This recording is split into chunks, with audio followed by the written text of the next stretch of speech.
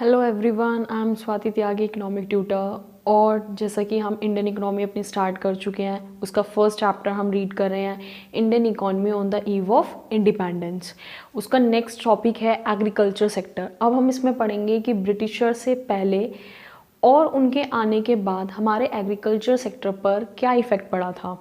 तो जब इस टॉपिक की बात होगी तो आपको ये पता होना ज़रूरी है कि एग्रीकल्चर सेक्टर कि जब हम बात करते हैं तो 85% पॉपुलेशन, देख रहे हो, 85% पॉपुलेशन कंट्री की एंगेज थी एग्रीकल्चर सेक्टर में। तो मतलब कंट्री का कितना परसेंट, 85% पॉपुलेशन में एंगेज था। तो 1 MCQ रेज हो गया, परसेंटेज आपसे पूछ सकते हैं। अब कंडीशंस पढ़ेंगे कि कैसे कैसे एग्रीकल्चर ने प्रॉब्लम फेस करी। फर्स्ट इसमें आती है land settlement system. Land settlement system क्या होता है? जिसमें ब्रिटिशर्स ने जमींदार अपॉइंट कर दिए थे। उन जमींदार का क्या काम होता था कि फार्मर से सारा काम करवा लेना, फसल वगैरह उगवा लेना, और फिर उनसे क्या चार्ज करना? लगान। तो ड्यूटी होती थी जमींदार की कि सारे फार्मर से लगान को कलेक्ट करना है और वो लगान जाके किसको देना है? ब्रिटिशर्स को। मैंने डायग्राम में यही बनाया है, लैंड सेटलमेंट सिस्टम मीन्स जमींदारी सिस्टम। ब्रिटिशर्स ने कौन अपॉइंट कर दिए? जमींदार्स। जमींदार्स का काम होता था फार्मर्स से लगान लेना है, और ये जो लगान वो लेते थे इसकी डेट ऑफ डिपॉजिटिंग भी फिक्स होती थी। डेट ऑफ डिपॉजिटिंग मतलब कब तक फार्मर्स को ये लगान जमींदार के पास सबमिट करा देना है, और जमींदार फिर किसको देंगे आगे? ब्रिटिशर्स को। इन केस अगर जमींदार फेल हो गए, फार्मर से कलेक्ट नहीं कर पाए, तो ब्रिटिशर्स इन जमींदार को हटा देता था कि भाई जब तुम्हें मैंने अपॉइंट किया हुआ है कि फार्मर से लगान लेकर आओ और तुम टाइम पर कलेक्ट ही नहीं कर आ रहे, तो क्यों बैठे हुए हो, हटो यहाँ से। तो वो उनको हटा देते थे। तो हर जमींदार के ऊपर प्रेशर रहता था, वो आगे फार्मर्स के ऊपर कंट्रोल रखते थे पूरा कि भाई इस डेट आने से पहले जमा करा देना। आप इस पिक में भी देख सकते हो, वो जमींदार बीच में बैठा हुआ है और सारे लोग फार्मर्स जो हैं वो उसको देने आए हुए हैं, बारी बारी वो सबमिट कराएंगे। तो लैंड सेटलमेंट सिस्टम यही कहता है। क्वेश्चन फॉर्म हो सकती है, आपसे पूछ सकते हैं क्या डिपॉजिट कराते थे वो? लगान। ओके। सेकंड क्या कहता है? Commercialisation of agriculture. ये आपका थोड़ा इंपॉर्टेंट है। कमर्शलाइजेशन ऑफ एग्रीकल्चर कहता है कि भाई अब उन्होंने रिप्लेस्ड कर दिया। वर्ड कर देखना, रिप्लेस्ड, ट्रांसफॉर्म्ड नहीं बोलना, चेंज मत बोलना, रिप्लेस्ड कर दिया food crop to cash crop. मतलब फूड क्रॉप्स और कैश क्रॉप आप इस डायग्राम में देख सकते हो। फूड क्रॉप जो आपके खाने के काम आती हैं, कैश क्रॉप्स जो आपकी सेल होती हैं, टोबैको हो गए, टी एंड कॉफीज हो गए, एंड फूड क्रॉप आपकी वीट, राइस जो आप खा रहे हो। तो उन्होंने बोला भाई बहुत हो गया, ब्रिटिशर्स ने बोला बहुत हो गया, फूड क्रॉप बहुत ज़्यादा बन गई, अब तुम क्या बनाओ? Cash crop. क्यों?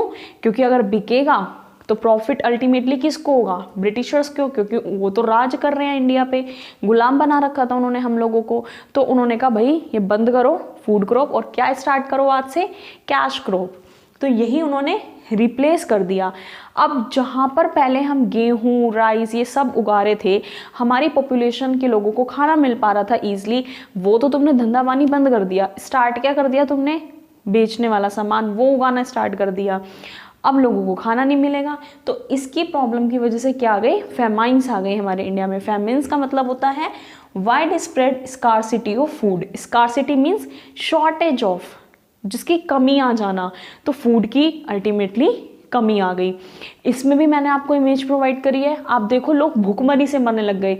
वो कितना ज़्यादा कमज़ोर हो गए। जब उनको खाना नहीं मिलेगा, एनर्जी नहीं रहेगी, तो काम कैसे करेंगे? उनकी डेथ होने लग गई। The next is low level of productivity. मतलब बहुत ज़्यादा प्रोडक्शन कम हो रही थी। किस वजह से कम हो सकती है? 3 रीजंस हैं। लो लेवल ऑफ टेक्नोलॉजी। भाई जो तुम टेक्नोलॉजी यूज़ कर रहे हो वो बहुत ही लो लेवल की होती थी। कोई उनके ऊपर खर्चा नहीं किया जाता। मशीन ख़राब हो गई तो ख़राब हो जाने दो। न्यू टेक्नोलॉजी का वो यूज़ नहीं करते थे जो भी मॉडर्न चल रही होती थी, क्योंकि ब्रिटिशर्स का माइंड में एक ही पॉइंट था, हमें तो इंडियन इकोनॉमी को यूज़ करना है, यहाँ के सारे रिसोर्सेज को यूज़ करना है। यहाँ पर मशीन ख़राब हो रही है, ख़राब होने दो। आउटडेटेड चल रही है, चलने दो। जब आउटडेटेड मशीन यूज़ करोगे तो प्रोडक्शन भी कम होगी। Next, lack of irrigation. Irrigation word highlight करता है वाटर।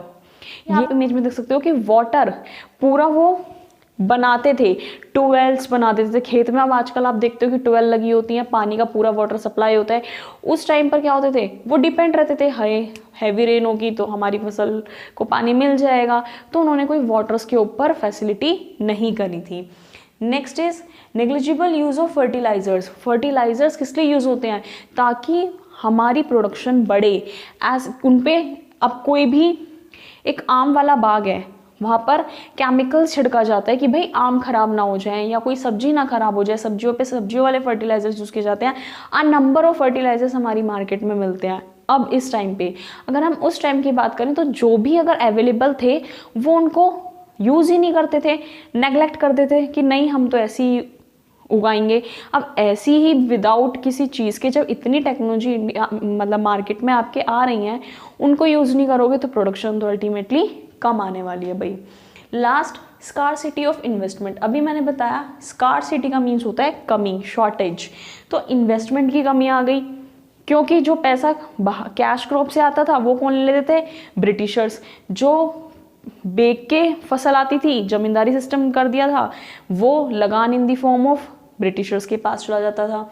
तो कुछ फार्मर्स अनेबल हो गए to adopt cropping pattern food to cash crop. कुछ फार्मर्स ऐसे थे जो स्टिल अभी भी स्मॉल फार्मर्स अपनी क्रॉप्स को कन्वर्ट नहीं कर पाए थे, रिप्लेस नहीं कर पाए थे। And flood control and drainage. Flood control, अगर बहुत ज़्यादा हैवी रेन हो रही है तो आजकल हमारे पास इतनी ज़्यादा फैसिलिटी है कि अगर हमारी फसल ख़राब ना हो, हम उसको और अच्छे फर्टिलाइजर्स यूज़ करके उसको ठीक कर सकते हैं।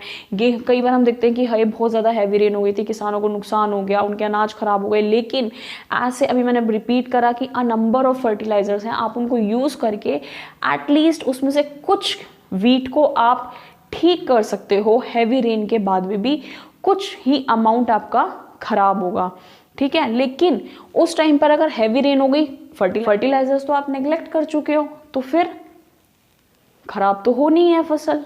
यही लिखा हुआ है कि फ्लड कंट्रोल पे कोई इन्वेस्टमेंट नहीं करते थे। एंड ड्रेनेज मतलब पानी का निकास। अब पानी अगर भर जाएगा, हैवी रेन हो गई, पानी खेत में भर जाएगा, इतना पानी चाहिए नहीं फसलों को जितना ओवर उन्हें अब हैवी रेन की वजह से मिल गया, तो कोई निकास पानी जहाँ से निकल सके वो फैसिलिटी तो हो। फैसिलिटी कब होंगी, जब उनके पास पैसे होंगे, और पैसे फार्मर्स के पास बचते ही नहीं थे, क्योंकि कौन ले लेता था, ब्रिटिशर्स। समझ में आया। और इसमें अब जो एक पॉइंट ये है कि जब उन्होंने रिप्लेस कर दिया था food crop to cash crop, अब गेहूं उग नहीं रहे तो क्या करें, उन्हें बाहर से खरीदना पड़ता था। बाहर से खरीदने के लिए पैसे चाहिए, और पैसे भी कम होते थे, क्योंकि यही तो बात की गई है फोर्थ पॉइंट में कि इन्वेस्टमेंट में भी कमी आ गई थी। अब खाना पहले खुद से खा तो लेते थे क्योंकि खुद उगा रहे थे, अब खुद भी नहीं उगा रहे तो बाहर से खरीदना पड़ेगा। अब खाना खरीदें या इन्वेस्टमेंट करें, नहीं होते थे इतने पैसे।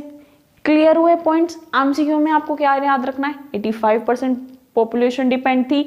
लगान वो डिपॉजिट कराते थे ब्रिटिशर्स को, और ब्रिटिशर्स ने कौन हायर कर रखे थे इस काम के लिए, जमींदार। रिप्लेस कर दिया था food crop to cash crop. Low level of productivity, 3 reasons: lack of technology, lack of irrigation, and the last is negligible use of fertilizers. Scarcity of investment, few farmers are unable to replace food crop to cash crops, and there is no facility on flood control and drainage. Clear हुआ होगा guys? Thank you so much.